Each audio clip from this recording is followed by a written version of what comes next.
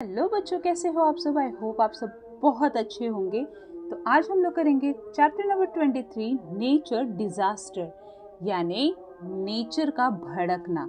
ये हमारे 4th standard के बच्चों का ईवीएस पार्ट 1।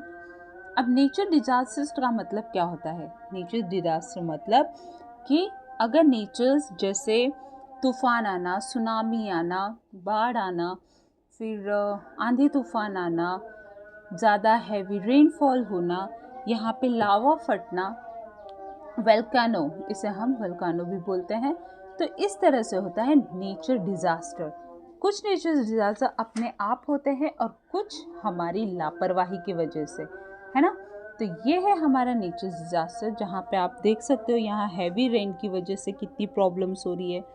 यहाँ पर प्री मानसून रेन्स यानी बिजली कड़कना, ये सब दिखा रहा है। यहाँ पर पहाड़ का ढह जाना, फिर यहाँ पे बवंडर आना, देन यहाँ पे हैवी रेन की वजह से बाढ़ आ जाना। तो ये सब दिखाता है कि नेचर डिजास्टर की वजह से कितनी प्रॉब्लम होती है। ये दिखा रहा है हमें सुनामी का, सुनामी आने से कितनी तबाही हो जाती है। ये बात हम सबको बहुत अच्छे से पता है। तो आ जाते हैं हम लोग फटाफट से अपने क्वेश्चन आंसर्स की तरफ। हमारा फर्स्ट है डी, आंसर द फॉलोइंग। मैं आपको बता दूं, यहाँ पे क्वेश्चन आंसर्स नहीं है, ये आपको अपने मन से करना है, तो जो कि आप कर सकते हो। ये है नेचुरल डिजास्टर एंड ये है मैन मेड डिजास्टर।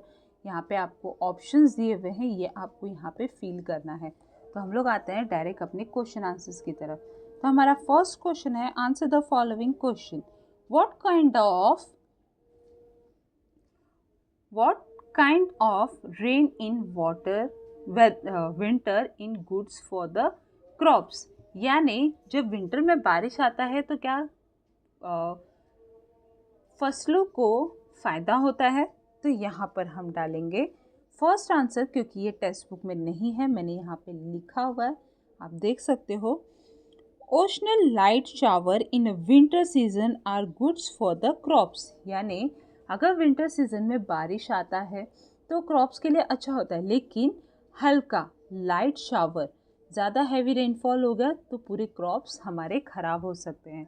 तो ये है हमारा फर्स्ट आंसर। सेकंड है, व्हाट आर द लिल effects of a hill storm, यानी जब पहाड़ पे से बड़े बड़े पत्थर गिरते तब क्या होता है। तो ये है हमारा सेकंड आंसर, जो कि हमें मिल जाएगा टेक्स्ट बुक में ही, page number 140।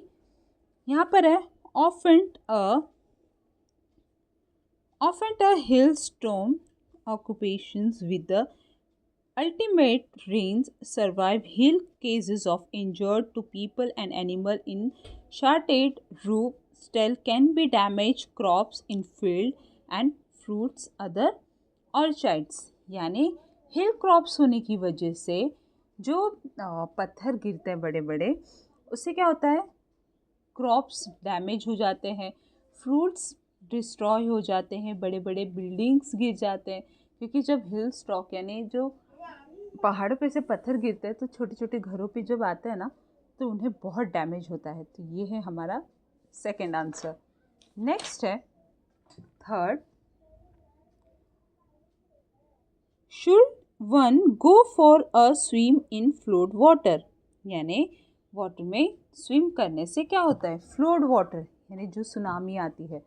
No one should not go for a swim in flood water, क्या आप जो सुनामी आती है उसमें स्विम कर सकते हो?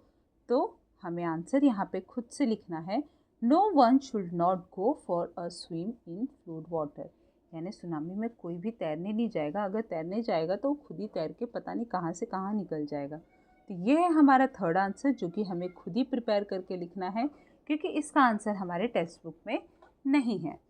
फोर्थ है, how does a tsunami affected vehicles on the coast, यानी सुनामी जब आती है तो व्हीकल्स को क्या डैमेजेस होता है।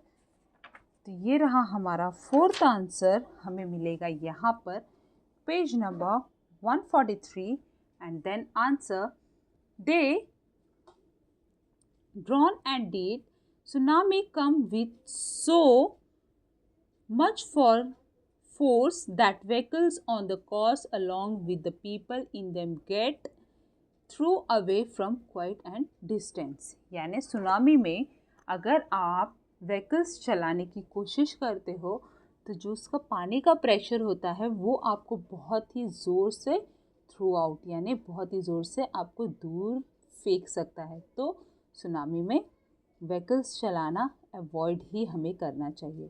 तो ये था हमारा फोर्थ आंसर।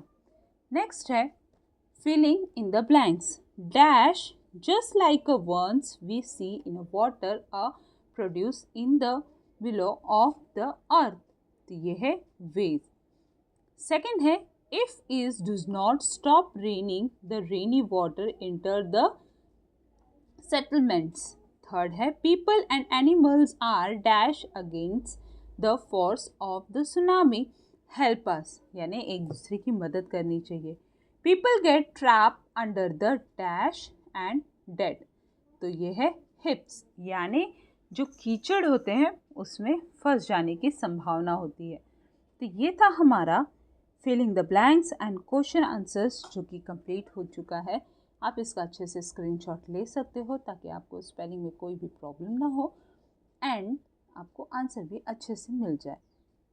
बाकी अगर आपको इसमें कोई भी डाउट है तो कमेंट में ज़रूर पूछना। और अब हम मिलते हैं नेक्स्ट वीडियो में, तब तक के लिए बाय।